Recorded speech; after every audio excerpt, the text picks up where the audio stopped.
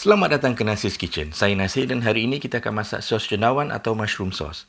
Untuk resepi hari ini, saya akan kongsikan rahsia-rahsia membuat sos cendawan yang tak ramai orang tahu dan selalu terlepas pandang. Jom kita ke dapur.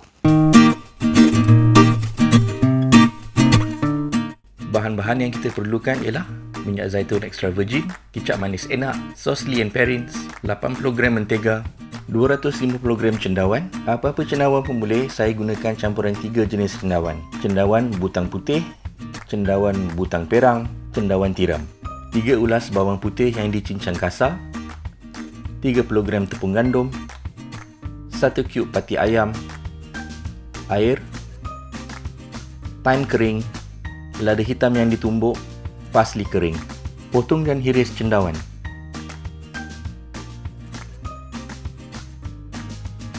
Ini akan membantu cendawan kita masak dengan lebih cepat. Untuk membuat pemekat atau roux, kita cairkan 30 gram mentega.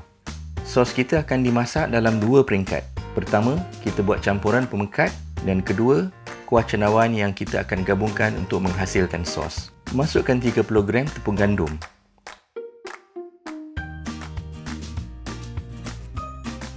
Masak sehingga berwarna kuning cair.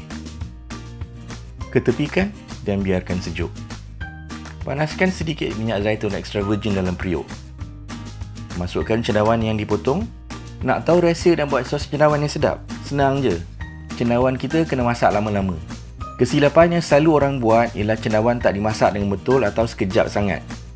Untuk menghasilkan sos yang betul-betul berasa, kita kena pastikan yang kita masak cendawan kita sehingga airnya dah kering.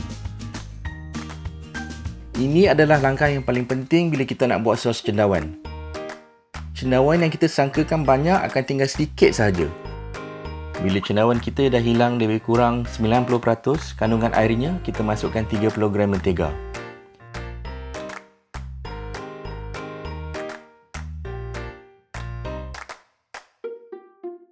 Dan bawang putih yang dicincang. Mentega akan membantu untuk menggoreng cendawan kita di samping menambah perisa sos kita.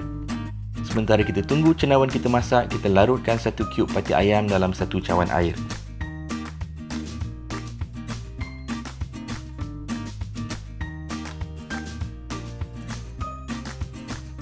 Bila cendawan kita dah berwarna perang gelap dan berbau sedap, masukkan air pati ayam.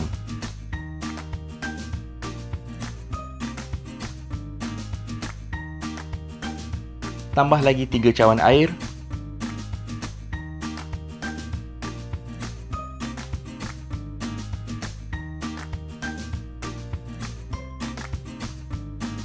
Renihkan selama 15 minit.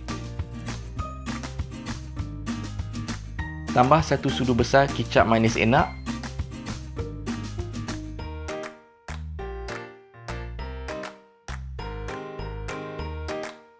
Satu sudu besar sos Lea & Perrins.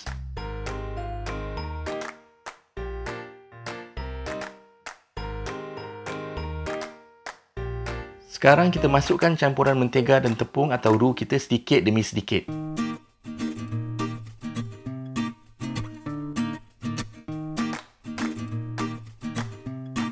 Jangan berhenti mengacau supaya sos kita tidak berketul-ketul.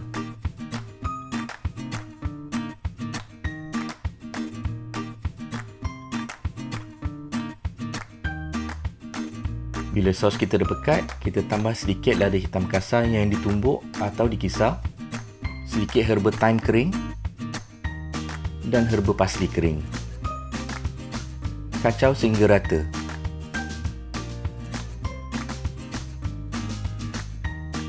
Sos cendawan kita dah siap untuk digunakan dengan chicken chop, lamb chop, steak, kentang putah dan bermacam-macam lagi. Selamat mencuba!